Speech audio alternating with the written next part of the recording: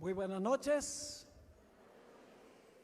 Qué bueno verles aquí de nuevo para estudiar un tema más de la palabra de Dios.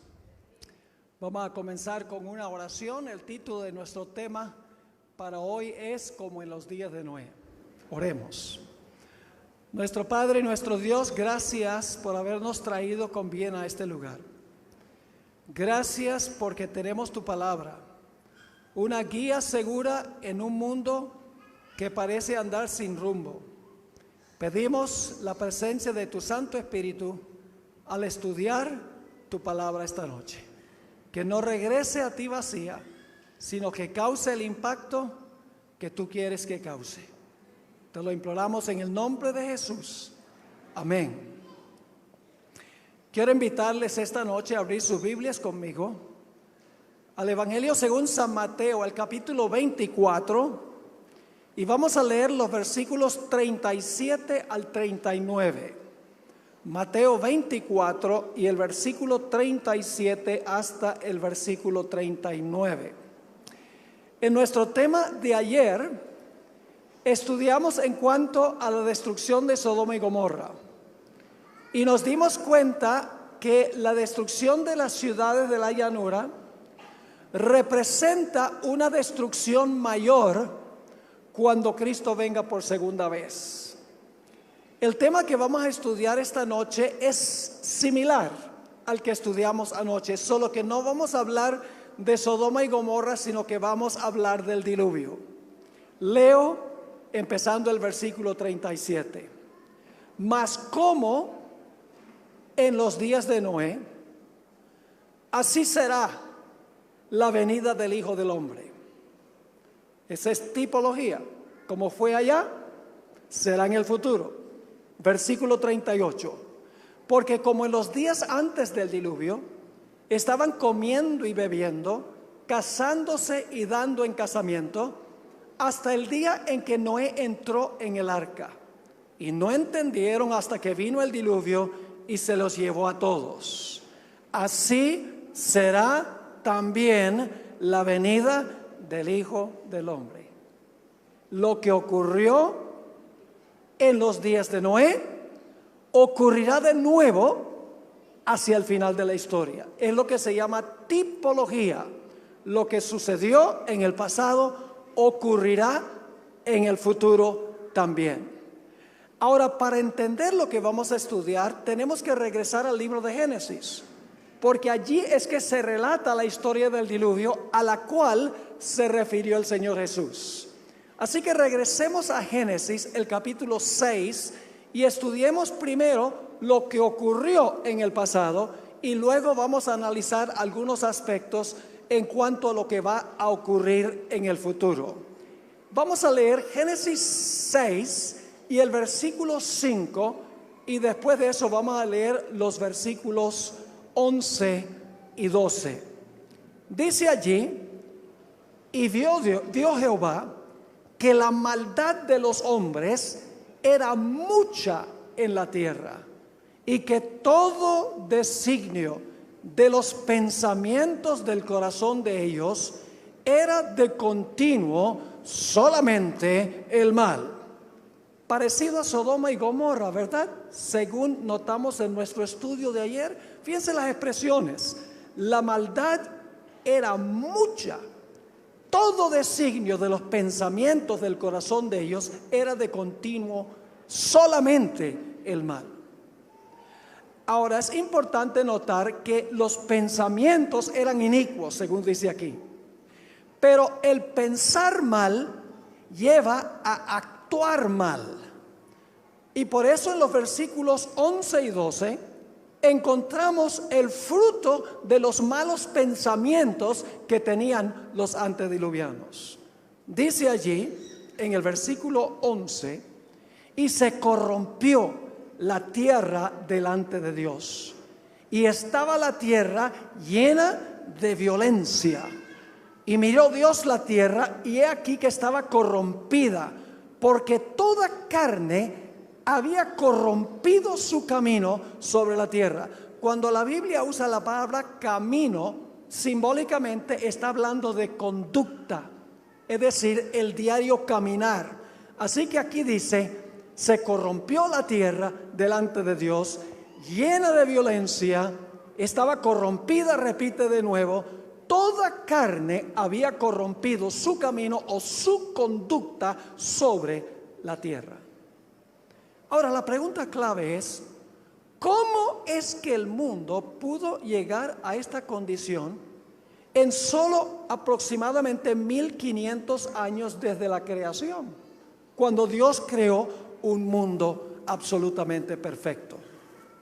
Para contestar esta pregunta necesitamos ir a los 2 capítulos que aparecen antes del capítulo 6. En el capítulo 4 de Génesis encontramos la genealogía de Caín, es decir, la lista de descendientes de Caín. Esos son los impíos, porque Caín era malo, según 1 de Juan 3:12. Luego, en el capítulo 5 de Génesis, tenemos el linaje de Set, que es el linaje de los justos. Es decir, en el capítulo 4, el linaje de los impíos. En el capítulo 5, el linaje de los justos. Y luego tenemos en Génesis 6, 1 y 2, lo que sucedió. Era el plan de Dios que los justos se mantuvieran separados de los injustos.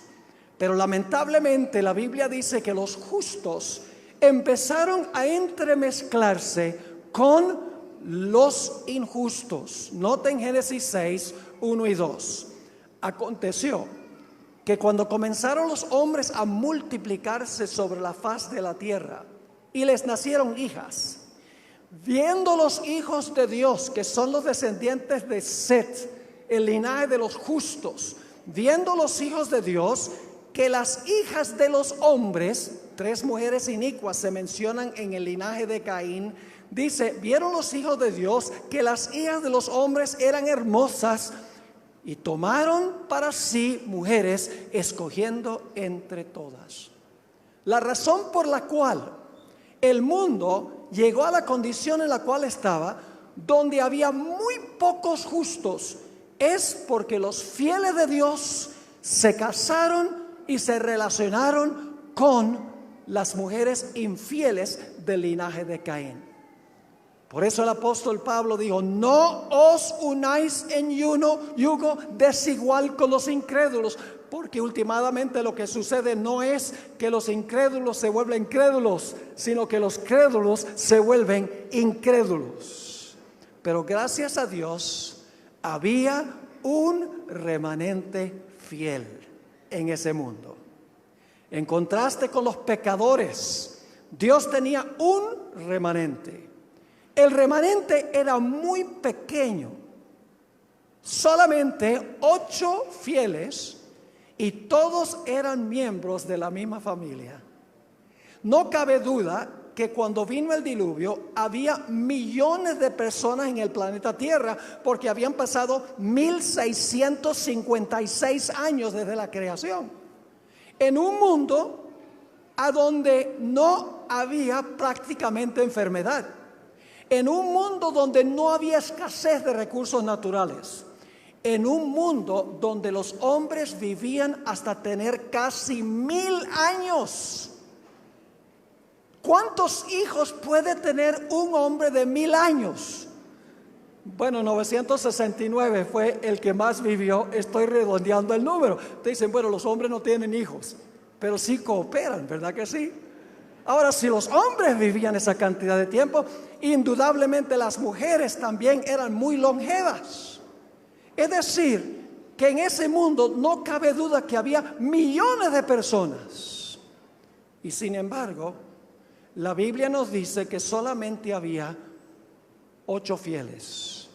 Y más específicamente dice que Dios halló a uno justo. A veces pensamos que las mayorías están con Dios. Decimos, oh, las iglesias grandes están. Dios está con las iglesias grandes, con la mucha gente. Pero si ustedes miran la historia de la Biblia, el remanente pequeño siempre ha estado del lado de Dios, no la mayoría. La mayoría generalmente está equivocada. Vamos a leer en cuanto a ese remanente fiel en Génesis 6, 9 y luego vamos a leer el capítulo 7 y el versículo 1. Génesis 6, 9 nos dice lo siguiente: estas son las generaciones de Noé.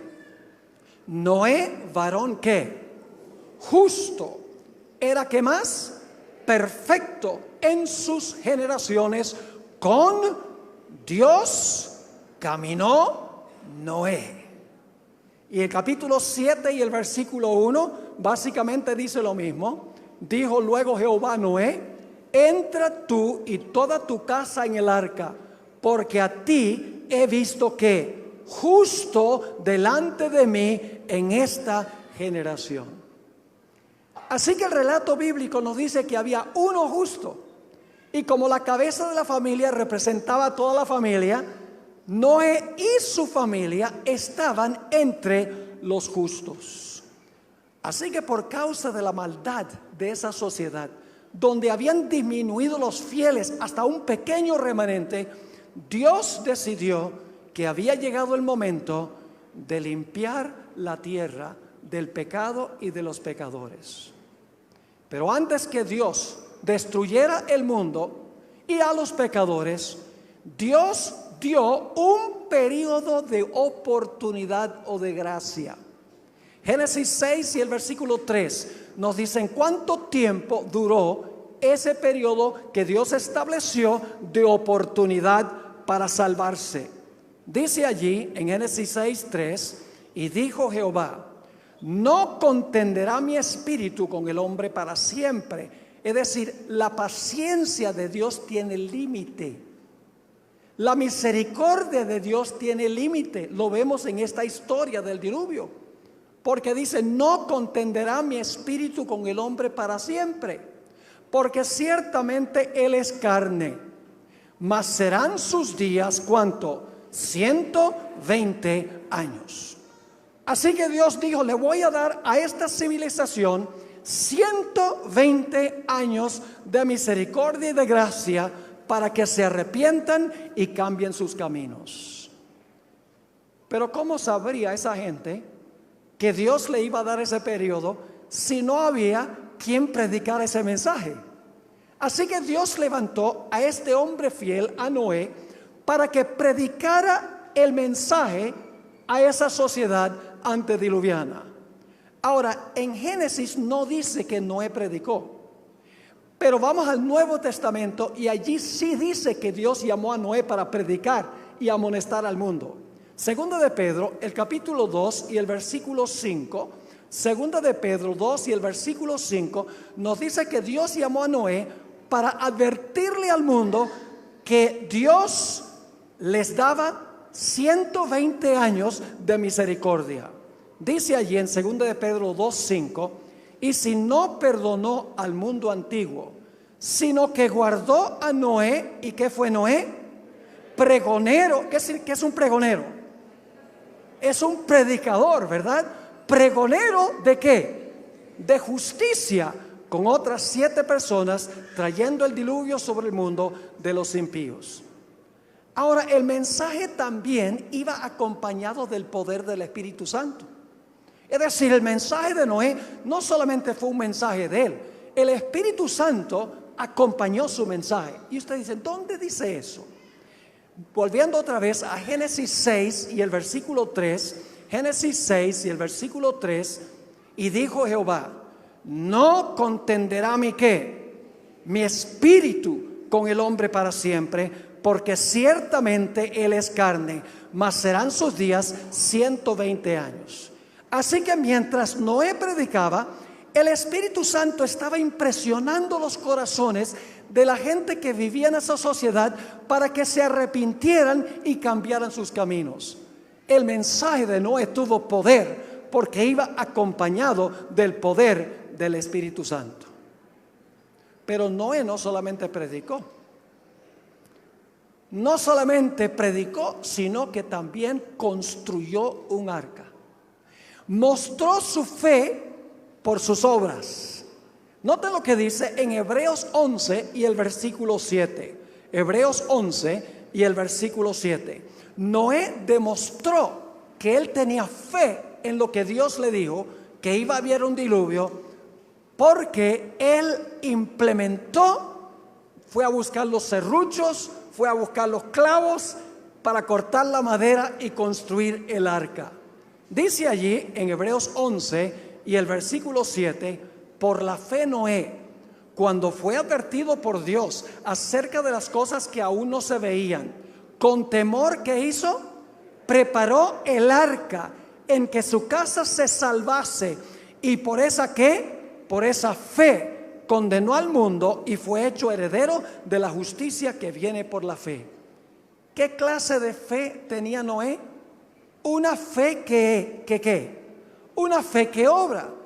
Si Noé hubiera dicho, viene un diluvio, el mundo se va a llenar de agua, y la gente dice, ¿qué vamos a hacer? Y él dice, Dios proveerá. La gente como que no le hubiera creído mucho. Pero a pesar de que nunca había llovido, Noé predicó que iba a venir un diluvio y que iba a inundar toda la tierra. Ahora, permítame decirles algo en cuanto al mundo antes del diluvio.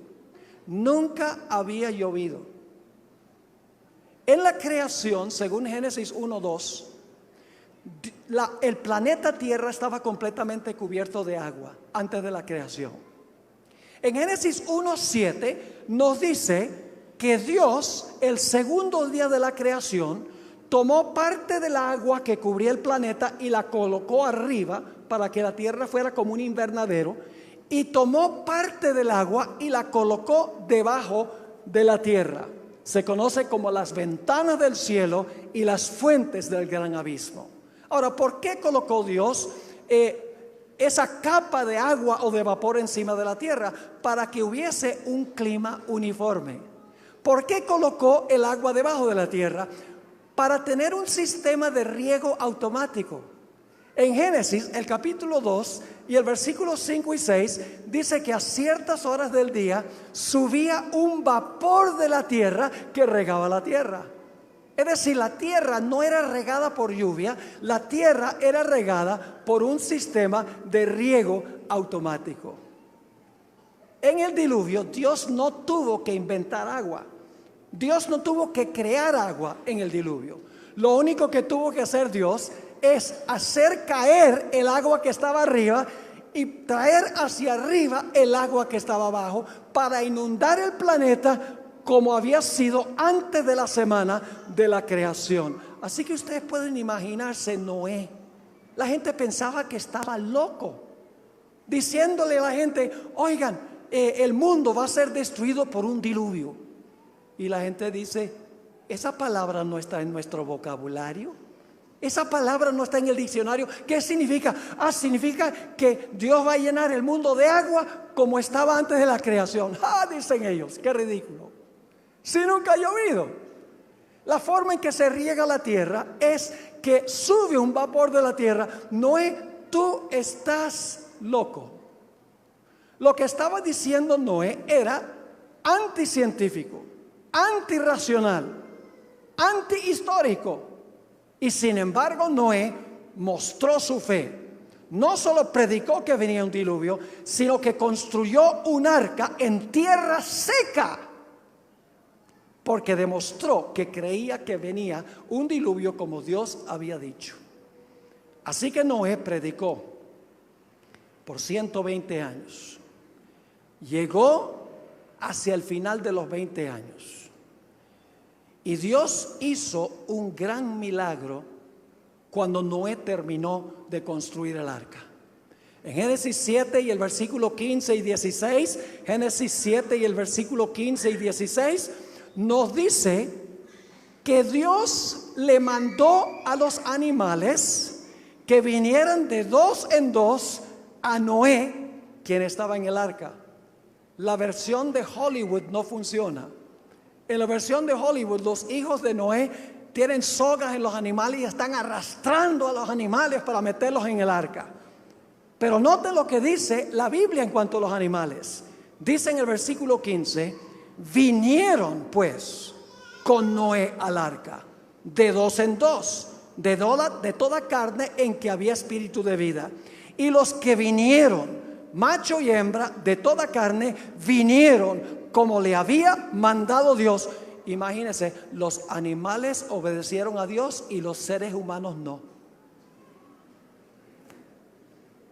Es decir, la conciencia del hombre estaba completamente cauterizada. Así que una vez que entraron todos los animales en el arca, Noé se paró en la puerta del arca e hizo un último llamado a esa civilización. Predicó, por así decirlo, su último sermón. ¿Y cuántos aceptaron el mensaje? Nadie. Y por lo tanto ahora Noé y su familia entraron al arca, y vamos a ver en un momento que se cerró la puerta. Cuando se cerró la puerta, el Espíritu Santo dejó de contender con los corazones de los seres humanos. Vamos a leer en cuanto al cierre de la puerta. Noé no cerró la puerta. ¿Quién cerró la puerta? Dios cerró la puerta. Dice allí en Génesis 7:16, y los que vinieron, macho y hembra, de toda carne vinieron, como le había mandado Dios. Y luego, ¿qué dice? Y Jehová le cerró la puerta. Cuando esa puerta se cerró, todos los casos estaban decididos para vida o para muerte. Los que estaban dentro del arca estaban salvos, los que estaban fuera del arca estaban perdidos. No había forma de cambiar de lado. El destino de cada uno estaba ya fijo. Y sin embargo, algo muy interesante. Noé predicó 120 años. Imagínense una campaña evangelística de estas que dura 120 años. Si Noé hubiera trabajado con una institución hoy en día como evangelista, ya lo hubieran votado. Porque predicó 120 años y el fruto fueron 7 personas y todas eran miembros de su propia familia. Es decir, la vasta mayoría, millones y millones, rechazaron el mensaje. Y dentro del arca había solamente un pequeño remanente fiel. Así que se cerró la puerta. Y enseguida comenzó a llover. No comenzó a llover enseguida. Noten Génesis 7 y el versículo 10. Génesis 7 y el versículo 10. Aquí está hablando Dios a Noé y dice: porque pasados aún 7 días, yo haré llover sobre la tierra 40 días y 40 noches, y raeré de sobre la tierra, la faz de la tierra, a todo ser viviente que hice. Y luego dice: y sucedió que al 7º día las aguas del diluvio vinieron sobre la tierra. Ahora tenemos que hacernos una pregunta.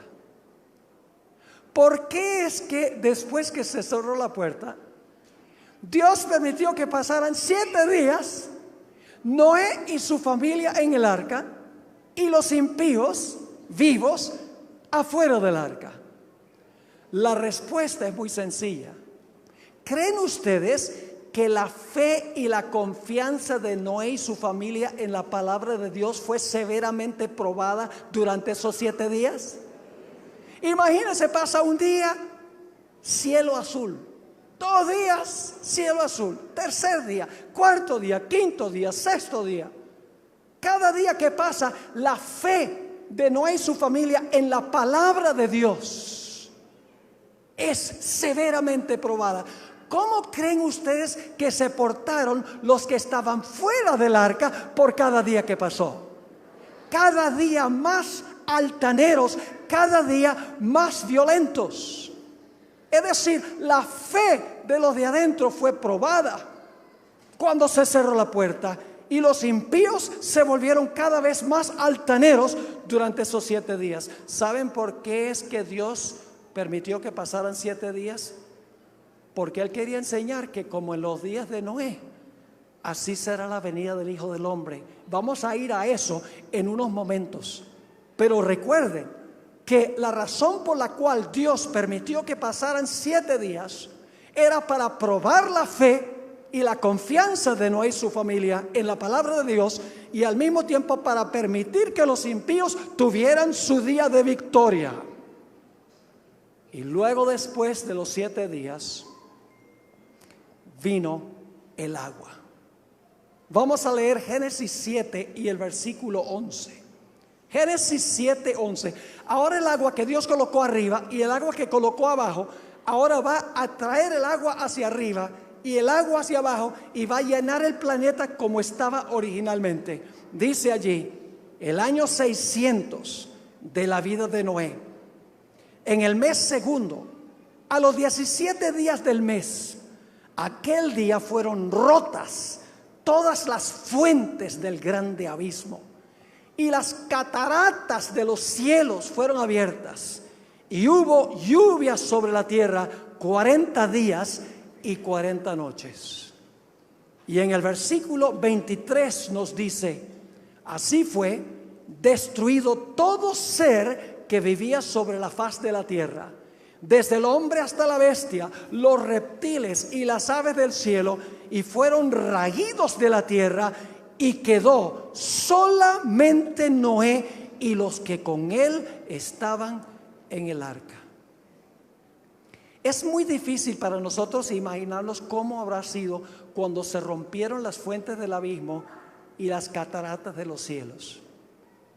Hubo un desastre en el año 2011 que nos da una pequeña ilustración en miniatura cómo habrá sido globalmente. ¿Recuerdan ustedes el terremoto y el tsunami que hubo en Minato, Japón, en el año 2011? Recuerdo las imágenes por televisión, cómo la inmensa ola de agua del mar pasó por encima del muro de retención y se llevó todo lo que estaba por delante: carros, barcos, casas, personas y aún la planta nuclear que estaba en la orilla. Todo parecía ser una película para mí de Hollywood, parecía irreal. Pero esa calamidad no se compara nada con la calamidad del diluvio, porque el diluvio fue global. El diluvio fue un evento catastrófico, cataclísmico. ¿Saben ustedes que en el Antiguo Testamento hay 9 palabras que se traducen diluvio? En el Nuevo Testamento hay 3 palabras que se traducen diluvio, palabras distintas. Pero cuando se trata del diluvio en los días de Noé, se usa una palabra exclusivamente para ese diluvio en el Antiguo Testamento, la palabra Mabul, es decir, está en una categoría especial. Y en el Nuevo Testamento también se usa una palabra griega solo para el diluvio en los días de Noé, y es la palabra cataclismos, de donde viene nuestra palabra cataclismo. En un clásico libro sobre la historia bíblica en los tiempos tempranos de la historia de este mundo, Patriarcas y Profetas, se describe así cómo fue el diluvio. El agua se veía caer de las nubes cual enormes cataratas. Yo no sé si ustedes han estado alguna vez en las cataratas de Iguazú. Eso hace un estruendo. Imagínense 1 millón de Iguazús y todavía no alcanza a llegar a lo que fue eso. Así que dice, el agua se veía caer de las nubes cual enormes cataratas. Los ríos se salieron de madre e inundaron los valles. Torrentes de aguas brotaban de la tierra con fuerza indescriptible, arrojando al aire a centenares de pies. La persona que está escribiendo en inglés, a centenares de pies, macizas rocas que al caer se sepultaban profundamente en el suelo, como el peñol. Sigue diciendo, a medida que la violencia de la tempestad aumentaba, árboles, edificios, rocas y tierra eran lanzados en todas direcciones. El terror de los hombres y los animales era indescriptible. Por encima del rugido de la tempestad podían escucharse los lamentos de un pueblo que había despreciado la autoridad de Dios. La gente se pregunta, ¿qué sucedió con Satanás en el diluvio? ¿Dónde estaba Satanás en el diluvio? Bueno, ¿qué hizo el diluvio? Volvió a la tierra a la condición en la cual se encontraba antes de la creación, ¿verdad? Yo pregunto, en la segunda venida, ¿el mundo va a regresar a la condición en la cual se encontraba antes de la creación? Jeremías escribió, miré la tierra y he aquí que estaba asolada y vacía, y los cielos y no había en ellos luz. Yo pregunto, ¿el planeta estaba en tinieblas originalmente antes de la creación? Sí. ¿Estaba desordenada y vacía? Sí. Ahora, si lo mismo va a suceder al final de la historia, si la tierra va a ser asolada y vacía, ¿qué va a pasar con Satanás según el libro de Apocalipsis durante ese tiempo? Pueden leer en Apocalipsis 20 donde dice que va a quedar encadenado a este planeta. Lo cual significa que durante el diluvio Satanás fue obligado a permanecer aquí en este planeta. Imagínense cómo habrá sido eso para él. Ahora necesitamos ir al Nuevo Testamento. Vamos a Mateo, el capítulo 24, y vamos a leer otra vez los versículos 37 al 39. Y ahora vamos a recalcar un par de puntos que no presentamos al comienzo del tema cuando leímos estos versículos. Mateo 24, 37 al 39.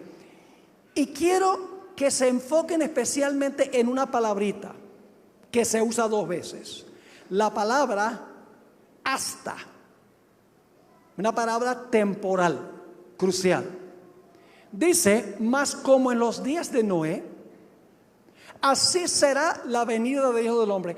¿Nos es útil estudiar la historia del diluvio? ¿Es útil? ¿Podemos saber lo que va a pasar habiendo sabido lo que sucedió? Sí, Jesús lo dijo. Mas como en los días de Noé, así será la venida del Hijo del Hombre. Porque como en los días antes del diluvio, importante, estaban comiendo y bebiendo, casándose y dando en casamiento, es decir, estaban llevando adelante su vida rutinaria, como todos los días, hasta el día en que Noé entró en el arca. Ahí está el primer hasta. El primer hasta marca cuál punto de tiempo. Cuando Noé y su familia, ¿qué cosa? Entraron al arca y se cerró ¿qué? Y se cerró la puerta. Pero ahora sigamos leyendo. Dice, y no entendieron. ¿Quiénes no entendieron? ¿Quiénes no entendieron? Los que estaban fuera del arca. ¿Qué no entendieron? No entendieron hasta que vino el diluvio y se los llevó a todos. ¿Qué no entendieron los que estaban fuera del arca hasta que vino el diluvio? No entendieron que estaban ¿qué? Perdidos. Jesús está diciendo aquí que en relación con su segunda venida, la puerta se va a cerrar, luego va a haber un periodo y entonces viene la destrucción. Sí, porque al final del versículo Jesús dijo, así será ¿qué? Será también la venida del Hijo del Hombre. Es decir, la puerta de la gracia para el mundo se va a cerrar antes de la destrucción. Y durante un periodo de tiempo, los seres humanos no van a saber que están perdidos. ¿Cuándo es que se van a dar cuenta que están perdidos? Cuando el Señor Jesucristo venga y venga la destrucción. Ahora, Jesús dio una ilustración de cómo va a ser esto. Jesús dijo que Él va a venir como ladrón. Ahora, no se preocupen que Jesús no es ningún ladrón. Jesús está tratando de recalcar un punto muy importante. Él dice, yo vengo como ladrón. Y mucha gente cree, bueno, esa es la segunda venida de Jesús. Pero en realidad no. Y ustedes dicen, ¿cómo es eso? Bueno, vamos a pensar de la venida de un ladrón. Es el mes de diciembre, donde hace frío aquí en Medellín. ¿Verdad que sí? Un poco más frío en diciembre, a pesar del cambio climático, ¿verdad? Un poquito menos. Está soplando el viento, han trabajado todo el día, llegan a la casa después de trabajar todo el día cansados, se comen la sopita y luego después de comer, la comida liviana, se sientan en la silla más cómoda que tienen a ver las noticias y se empiezan a dormir. Dice, ay, yo me voy a ir a acostar. Y la persona va y se acuesta. Debajo de las cobijas, calienticos. Y cuando está debajo de las cobijas, se me olvidó trancar la puerta. Esto está tan calientico y tan cómodo aquí. Me da guayabo salirme de aquí. Yo llevo viviendo 25 años en esta casa y nunca ha venido el ladrón. Y la persona se queda en la cama y esa noche llega el ladrón. A medianoche. ¿Y la gente en la casa qué está haciendo? Todos están durmiendo. Y el ladrón entra a la casa, se roba el televisor, el iPad, la computadora, el dinero, todo lo que consigue y se va. Los que están en la casa entendieron que llegó el ladrón. No entendieron que llegó el ladrón. ¿Por qué? Porque estaban dormidos. Por eso Jesús dijo, velad. Porque no saben cuándo la puerta se va a cerrar. ¿Cuándo es que la familia descubre que el ladrón vino? Descubren que el ladrón vino por la mañana cuando se despiertan, pero ya es demasiado tarde. ¿Están entendiendo lo que está diciendo Jesús? Es decir, la puerta de la gracia es la llegada del ladrón. Como se cerró la puerta antes del diluvio, se va a cerrar la puerta de la gracia para el mundo. Así como la fe de Noé y su familia fue severamente probada en una tribulación, de la misma manera el pueblo de Dios en la tierra pasará por lo que Jesús llamó como la gran tribulación. Y así como los impíos se volvieron cada vez más altaneros contra Noé y su familia, de la misma manera los impíos se van a volver altaneros contra el pueblo de Dios. No sabiendo los impíos que están perdidos, sino hasta que venga la destrucción. Ahora quiero compartir con ustedes un ejemplo que ustedes van a entender, no los súper jóvenes, sino los que estaban vivos en noviembre de 1985 y habían alcanzado la edad de la razón. Yo pregunto, ¿será posible que se va a cerrar la puerta de la gracia de la tierra, en la tierra y va a tomar a la gente por sorpresa? ¿Ustedes creen que va a tomar a la mayoría de la gente por sorpresa?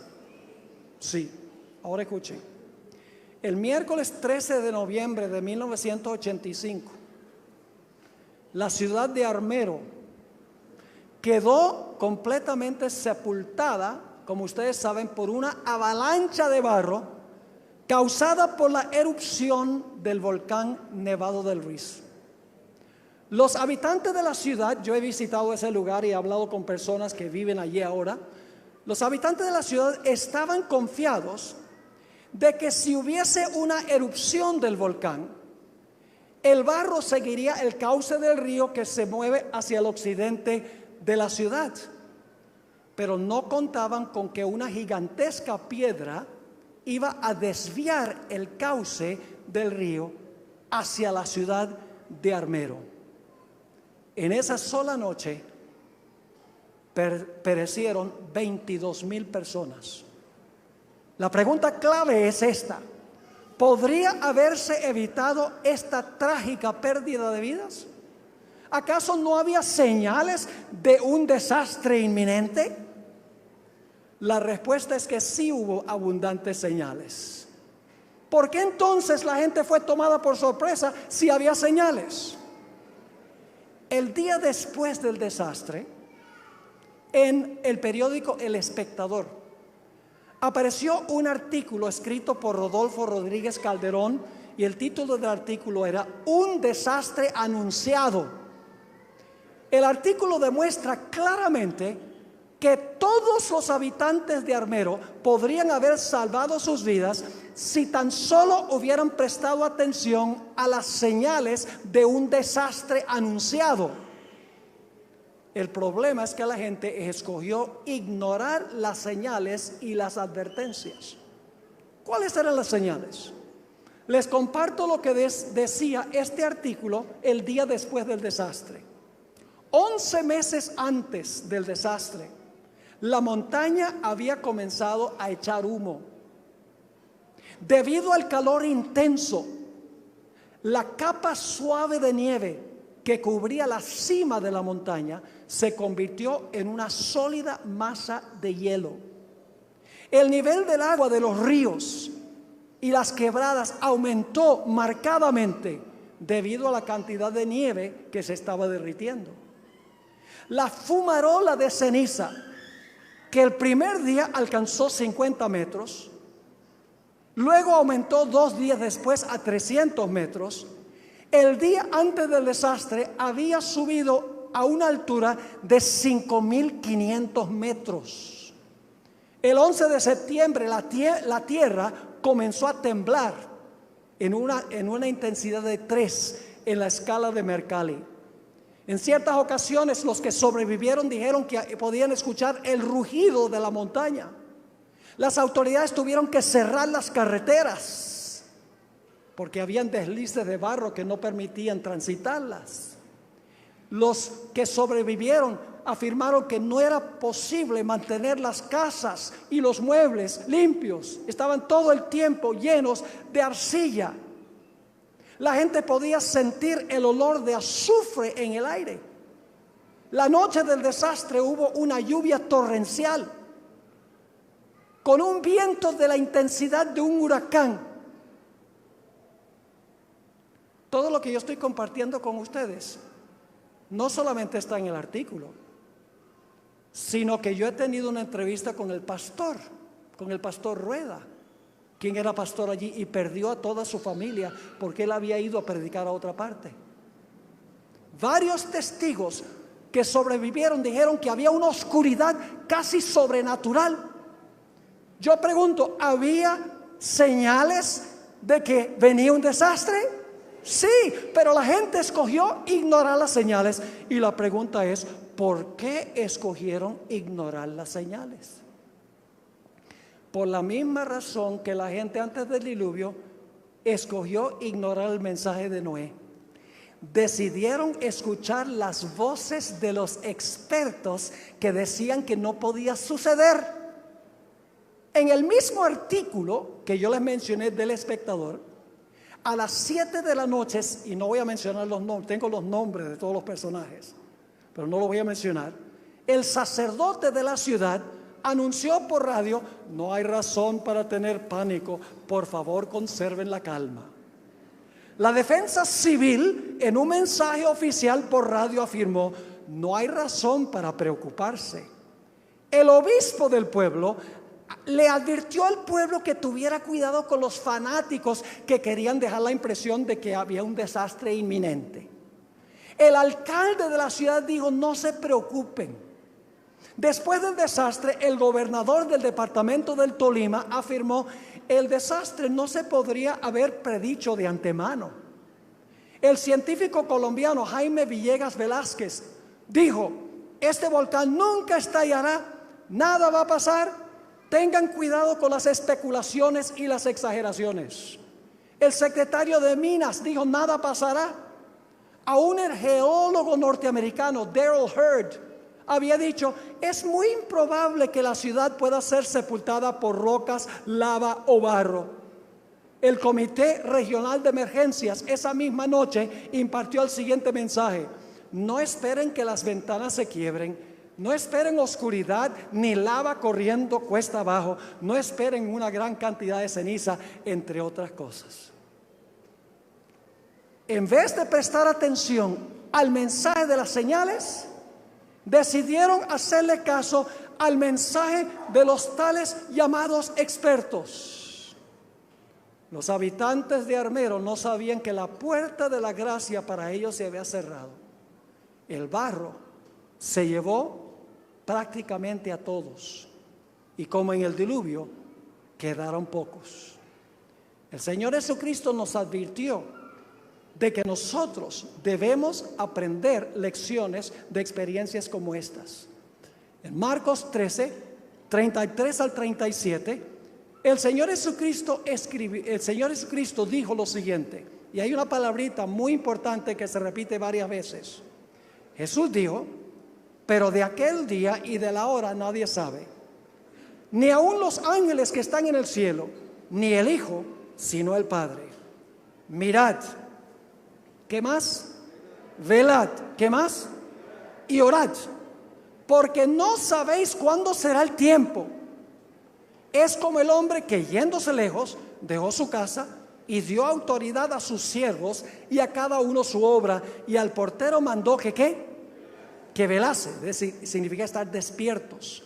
Luego Jesús dijo, versículo 35, velad, pues, porque no sabéis cuándo vendrá el Señor de la casa, si al anochecer, o a la medianoche, o al canto del gallo, o a la mañana, para que cuando venga de repente no os halle durmiendo.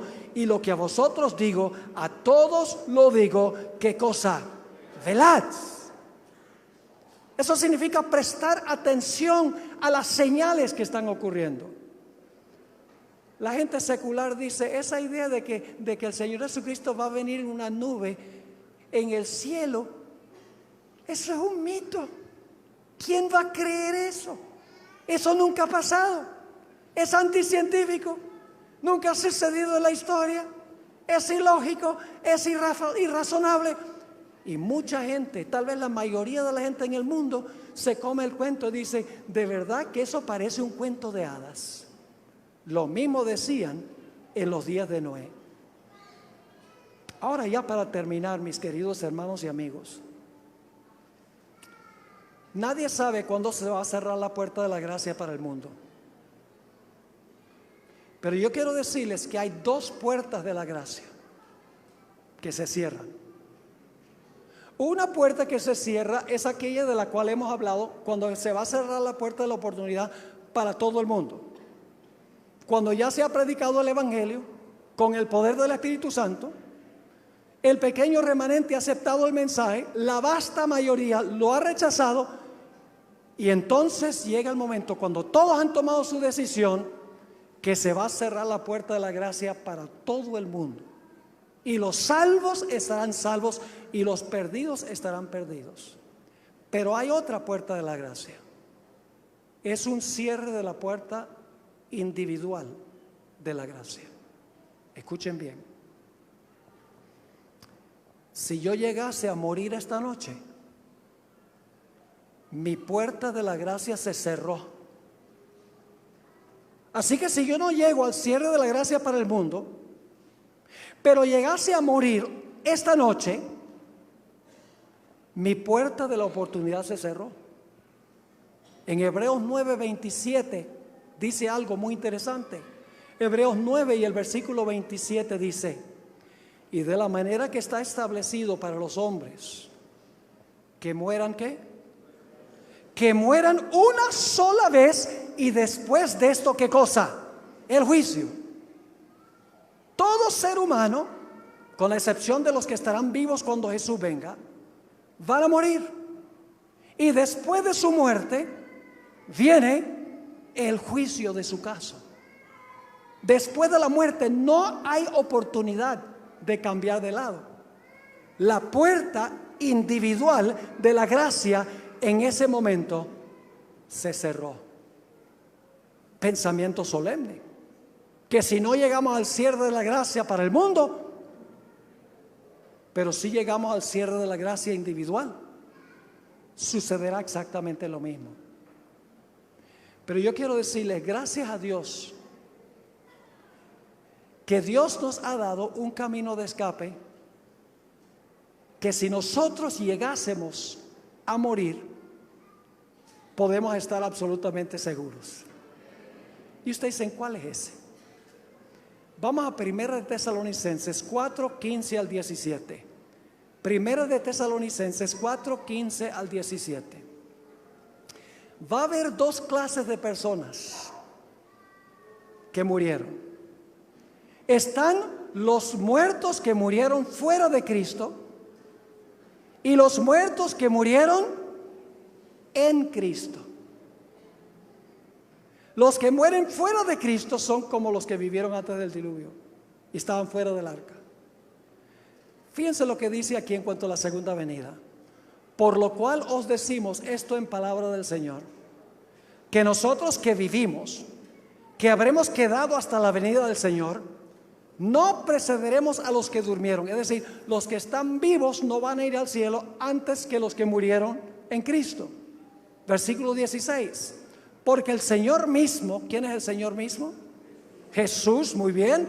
Porque el Señor mismo, con voz de mando, con voz de arcángel y con trompeta de Dios, descenderá ¿de dónde? Del cielo. Y ahora escuchen esto.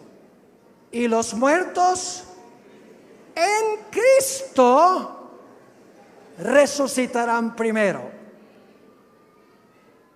¿Los que mueren en Cristo tienen razón de temer? No. ¿Saben? Yo viajo mucho por avión. Estoy por cumplir ahora casi 7 millones de kilómetros desde el año 1991 en una sola empresa aérea. Y la gente me pregunta, dice, pastor, ¿usted no tiene miedo de montarse en un avión? Y yo le digo, no, ¿por qué? Porque se puede caer el avión. Le digo, sí, ¿cuál es el problema? Se muere. Le digo, sí, ¿cuál es el problema? ¿No tiene miedo de morir? No, porque estoy en Cristo. Y los muertos en Cristo resucitarán primero. La clave entonces es estar en Cristo. Y si morimos, nuestro caso está seguro. Ahora la pregunta clave es, ¿cómo podemos nosotros estar en Cristo? ¿En qué momento es que llegamos a estar en Cristo? Gálatas 3, 26 y 27. Gálatas 3, 26 y 27. Aquí nos dice en qué momento oficialmente nosotros llegamos a estar en Cristo. Dice lo siguiente: pues todos sois hijos de Dios por la fe en Cristo Jesús. Porque todos los que habéis sido ¿qué? Bautizados en Cristo, de Cristo estáis revestidos. ¿Cuándo es que Cristo me cubre con el manto de su justicia para que yo esté en Él? En el momento del bautismo. Y ustedes dicen, ¿por qué en ese momento? Les voy a repetir algo que dije en una presentación anterior. El bautismo bíblico es un bautismo de adultos, o por lo menos de personas que han alcanzado la edad de la razón, porque la Biblia dice que es necesario arrepentirse y bautizarse. Es necesario confesar los pecados y luego bautizarse. Además de eso, el bautismo en la Biblia es un bautismo siempre por inmersión. Es decir, la persona es sumergida debajo del agua. Y algunos dirán, pero pastor, ¿qué importancia tiene que una persona sea bautizada por aspersión o por infusión o por inmersión? Al fin y al cabo, lo importante es que la persona es sincera.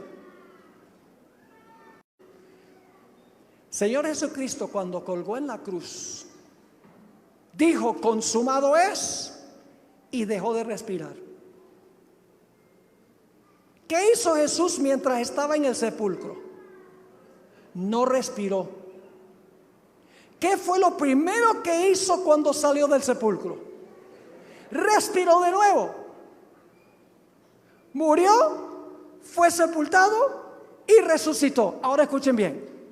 Cuando una persona se bautiza por inmersión, sumergido debajo del agua, en miniatura está repitiendo la experiencia de Jesús.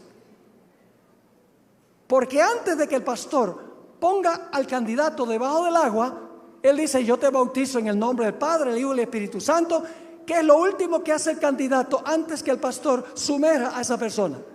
Deja de respirar. ¿Y qué hace mientras está debajo del agua? No respira. ¿Y qué es lo primero que hace cuando sale? Respira de nuevo. Está incorporándose en Jesús.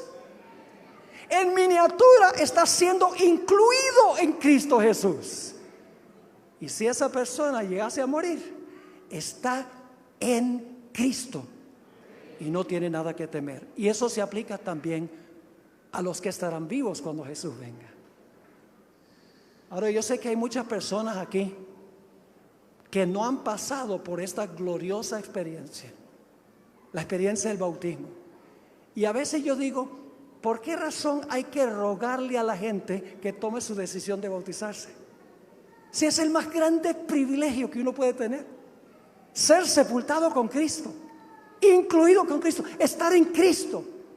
¿Qué cosa más importante puede haber que esa? Por eso cuando Pedro predicó su sermón el día del Pentecostés, ni siquiera tuvo que hacer un llamado, porque la Biblia dice que 3,000 individuos vinieron y dijeron, bueno, Pedro, ¿qué tenemos que hacer? Y Pedro les dijo, arrepiéntanse y bautícese cada uno de ustedes en el nombre de Jesús para perdón de los pecados y recibiréis el Espíritu Santo. Imagínense qué bendiciones, perdón de los pecados y además de eso recibir el Espíritu Santo en la vida para vivir una vida semejante a la de Jesús. Ahora yo pregunto en esta noche, yo sé que muchos aquí se están preparando para bautizarse y quiero invitarles que ustedes también se coloquen de pie si han tomado la decisión. ¿Cuántos de los que están aquí esta noche que todavía no han sido bautizados o se han extraviado del Señor y dicen, yo necesito renovar mis votos con Jesús? ¿Cuántos quieren decir, yo quiero pasar por esa gloriosa experiencia del bautismo? ¿Quieren levantar la mano?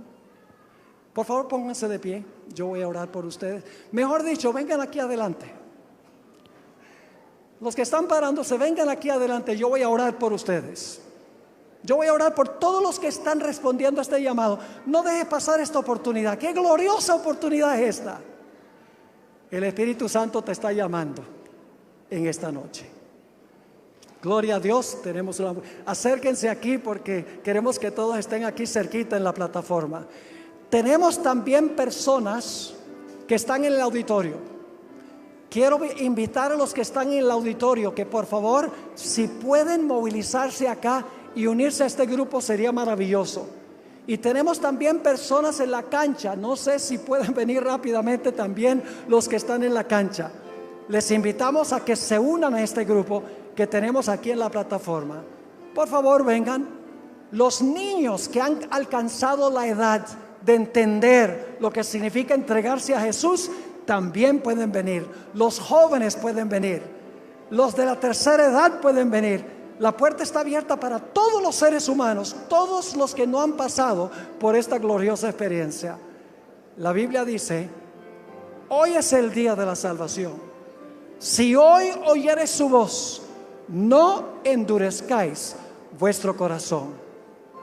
¿Saben ustedes que hay dos poderes aquí en esta noche? Está el poder de Jesús y del Espíritu Santo diciéndote en el oído, responde al llamado. Escoge estar en Cristo. Y por el otro lado hay un poder que está diciendo, no, es demasiado difícil, no vas a poder vivir la vida cristiana. ¿Qué van a decir tus amigos? ¿Qué va a decir tu familia? No hagan caso a nada de eso. Sencillamente oigan la voz de Cristo Jesús. ¿Hay alguien más aquí en esta noche que quiere decirle al Señor Jesús, sí, pastor, yo también esta noche estoy tomando mi decisión, quiero estar en Cristo, que si llegase a morir puedo tener la certeza de una gloriosa resurrección en aquel día cuando Jesús regrese? Damos gloria a Dios por este lindo grupo. Gloria al Señor. El Espíritu Santo ha obrado. Quiero felicitarlos por tomar la mejor decisión de su vida. No hay decisión más importante que esta, porque es una decisión de vida eterna, no para vivir en este mundo, sino para vivir en un mundo mejor. Gloria a Dios. Vamos a esperar unos instantes para ver si alguna de las personas que están en el auditorio y las personas que están en la cancha tienen la oportunidad de venir y unirse a este grupo. Si alguien más aquí en este auditorio, en este templo, quiere venir y unirse a este grupo, este es el momento de hacerlo. No dejen pasar esta oportunidad. escuchemos las notas del piano y meditemos, inclinemos nuestros rostros, cerremos nuestros ojos y pidámosle, hermanos y hermanas, que aquellas personas que deben responder a este llamado lo hagan esta noche. Oremos fervientemente para que el Espíritu Santo toque los corazones de cada persona que necesitan decidir esta noche. Que el Espíritu Santo gane la lucha en sus corazones.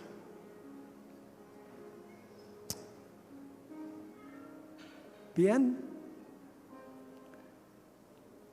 Vamos ahora a tener una oración. Si durante la oración hay otros aquí que quieren también responder al llamado, aún durante la oración, vengan y únanse a este grupo.